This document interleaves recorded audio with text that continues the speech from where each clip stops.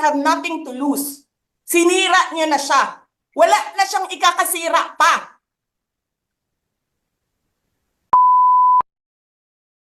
Pagkatapos, pag na-off na ang mic, pag wala ng media, pasensya na kayo ha. Kailangan kasi namin ng pera. Mag-eleksyon na kasi. Pakisabi kay Sara ha.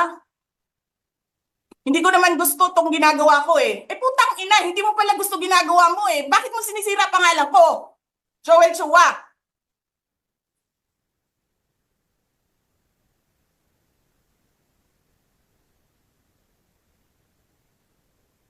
Ganyan. Ganyan ang bansa. This country is going to hell because we are led by a person who doesn't know how to be a president and who is a liar. Alam nyo anong pruweba ko na sinungaling siya? Tinanong ko, 2 businessman. Matagal na sa negosyo ng bigas. Because I was concerned. This is a campaign promise. 20 pesos na kilo ng bigas. And so, I really sat down and talked to a businessman. Sabi ko, sabihin mo sa akin, kung magagawa ba yung 20 pesos? Sabi niya, hindi. Napaka-imposibleng gawin yan. Because more than 20 pesos ang cost. Paano ka magbenta ng palugi? So, tinanong ko, nagsinungaling ba siya nung sinabi niya? And then he said outright, yes. It's either he did not know what he was talking about, that's so incompetent, or he was lying through his teeth to get the votes of people. He did not know. Yung mga tao ko, dyan sa envelope na yan, Lisa Marcos, naalala mo, nagpadala ka sa akin ng video? Sinabihan mo ako saan kukunin ang pera. Pinakita mo ang muka ng tao doon sa video message mo. Hi, Nikki. This is she's been working with us for the longest time. We trust her. You sent me written instructions about money. Millions a month. Anong nakalagay doon sa envelope? DepEd. Anong ginawa ko? Binigay ko sa DepEd.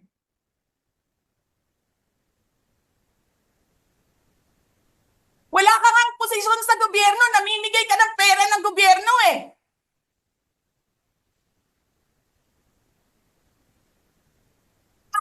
Sisirahin mo yung pangalan ng mga kasama ko sa Office of the Vice President. Sasabihin nyo sa mga tao, nakaw yan, confidential funds yan. Niwala nga kayong isang proof na confidential funds yan. Naniwala lang kayo sa isang babae na ang pangalan ay Gloria Mercado na nagsabi confidential funds yan, na hindi nyo nga nilabas na wala pang confidential funds, meron ng white envelope. Kasi 2022 pa lang, may utos na ng pera sa DepEd. Tapos kami yung nagsisinungaling? Nagpipigil ako eh. Kasi gusto ko lang magtrabaho. Gusto ko lang tapusin nyo na yung show ninyo dyan sa House of Representatives para makabalik na kami sa trabaho namin.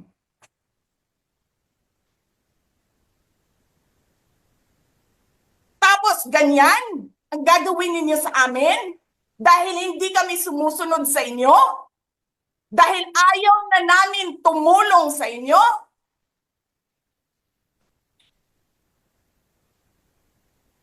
Ganito gagawin ninyo?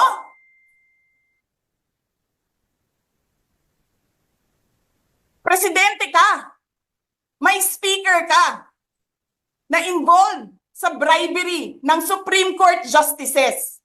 May video, may kaso, may witnesses. Hindi mo tinanggal yung speaker mo. Pinabayaan mo siya abusuhin ang pera ng bayan. Paikot-ikot sa buong bansa, namimigay ng pera na para bang kanya yung pera.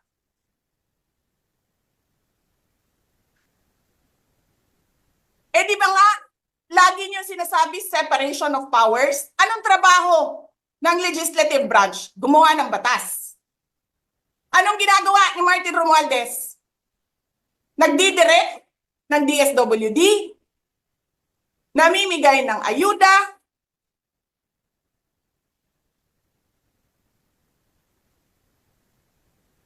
nagsasabi kung anong bibigay, anong ibibigay, anong gagawin, sino ba ang presidente dito?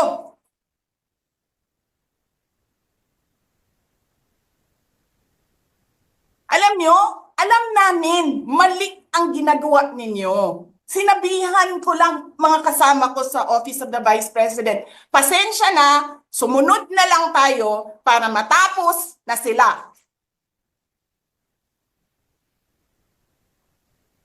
Tapos ganito ang gagawin ninyo? Alam namin, walang contemptuous doon sa ginawa ni Yusek Lopez. Wala. Lahat ng tanong, sinagot niya. Pumunta siya. Maayos siya kumausap. And then sasabihin ninyo sa amin, bakit kami susulat sa COA?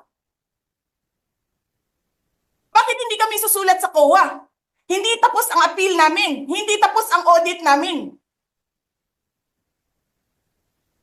Tapos buhaghag na ninyo tanan ang gisubmit namo sa COA?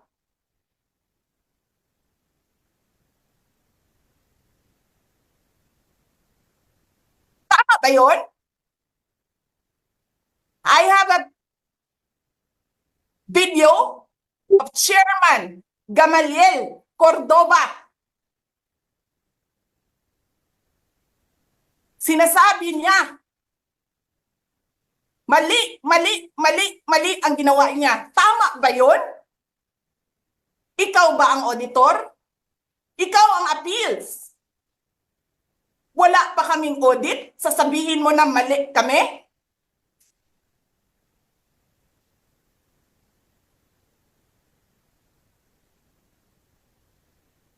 Ang ina ninyo.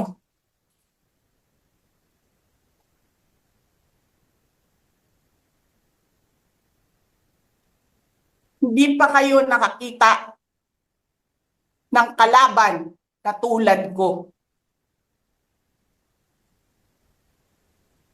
Nagpigil ako na nagpigil. Kasi masama sa bayan. Hindi maganda ang political instability.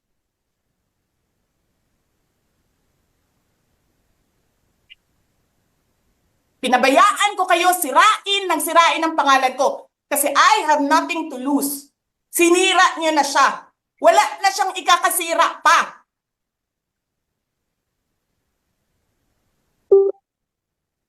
Tapos ganito ang gagawin niyo.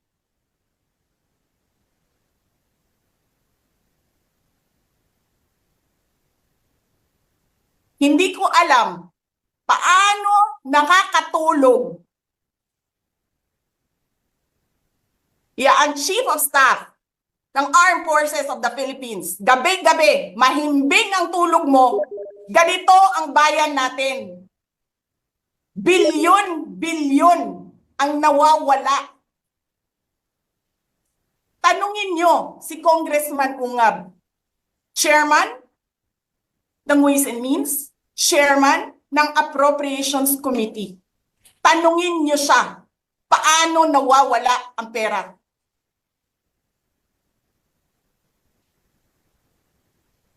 Paano nyo ginagel ang pera ng Department of Education?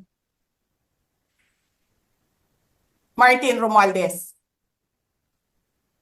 Inattach nyo ang projects na hindi man lang dumaan sa paaralan, sa SDS, sa region, even sa central office. Basta na lang listahan ng mga congressman. 19 billion. Tapos, nung 1 billion na lang ang naiwan sa DepEd, anong ginawa nyo? Kinuha nyo ang 5 billion sa repairs, nilipat nyo para mukhang lumaki ang pera.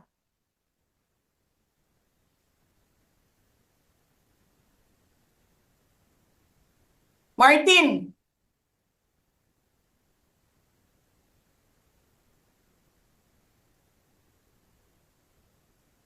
nangangampanya tayo. Nakasakay tayo sa eroplano. Magkatabi tayo. Nagre-reklamo ka, putang ina ka, walang pera. Kasi, ano sabi mo? Gium-um ni Lisa Marcos o ni BBM ang kwarta. Walang pera sa kampanya kasi hindi nagbibigay si BBM at si Lisa. Ginigipit nila. Kinukuha nila lahat ang pera. Reklamo ka ng reklamo sa akin. Ano sinabi ko sa'yo? Huwag ka mag-alala. Lahat ng gusto tumulong sa akin, ipapadala ko sa iyo. Kunin mo lahat. Nagreklamo ka kay Medi Poblador kasi tumatanggap ng pera. Ano sabi ko sa'yo? Kausapin mo si Medi, kunin mo lahat ng pera. Lahat ng makuha mo na gustong tumulong sa akin, kunin mo. Gastusin mo. Ano sabi ko sa'yo? Pasensya ka na. Wala ka ng pera. Ano sabi mo sa akin? Sabi mo sa akin, okay lang. Pag nanalo kayo, babawiin ko lahat yan. Hindi ko naman alam, ang buong akala ko, babawiin mo sa negosyo mo. Legitimate businessman ka naman eh. Mina, pagsira sa kalikasan, legitimate na pagsira sa kalikasan, negosyo mo. Media, negosyo mo. Ano pa bang mga negosyo ni Martin Romualdez? Sulat niyo yan lahat. Akala ko magninegosyo ka lang. Kasi businessman ka naman. Hindi ko naman alam, binubulsa mo. Ibubulsa mo, kakamkamin mo, ang legal na pera at illegal na pera. Tanggap ka sa illegal, tanggap ka sa pogo. Pinaalis nyo lahat ng kompetisyon ninyo, naiiwan ang pogo mo. Tanggap ka, pogo. May nagsasabi pa, tumatanggap ka sa smuggling, sa droga. Tapos kuha ka dito sa National Treasury. Akin ito, akin ito. Babawiin ko lahat.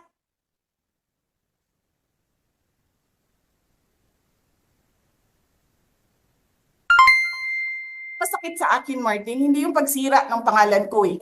Ang masakit sa akin, maalis mo man ako sa presidential race, hindi pa rin ikaw ang presidente, king ina mo. Walang buboto sa'yo. Please lang.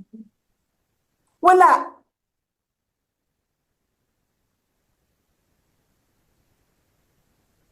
dumadaan ng contest eh. Kasi wala kang kalaban sa Tacloban. Kasi binibili mo, pinapakidnap mo, hinaharas mo ang mga kalaban mo. Hindi ka dumaan ng contest. Ang alam mo lang, kasi mayaman ka, bibilhin ko lahat ng tao ng pera. E pobre man mong tanan, kwarta na may inyo.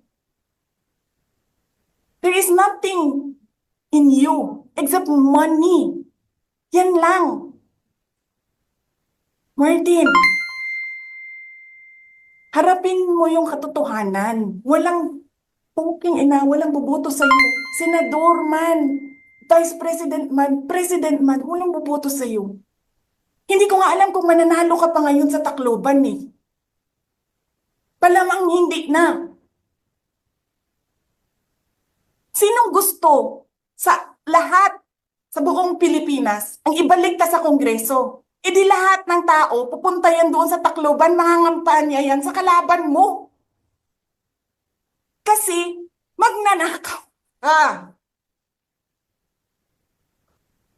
Hindi ka dumadaan sa audit.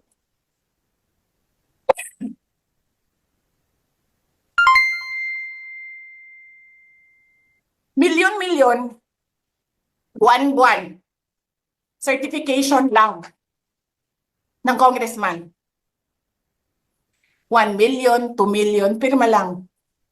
Alam nyo, bakit alam ko? Kasi may MA din ako. May MA ako sa DepEd, may MA ako sa OVP. Pero sa akin, nire-require ako ng resibo ng COA. Pero alam ko, certification lang ang kailangan. Pero nagko-comply ako.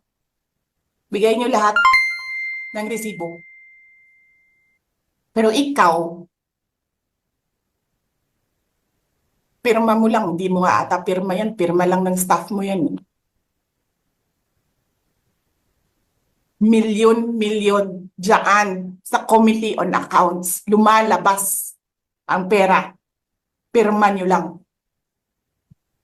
Walang nag-audit sa inyo. Sino ang nag-audit ng confidential funds ng Office of the President? Wala.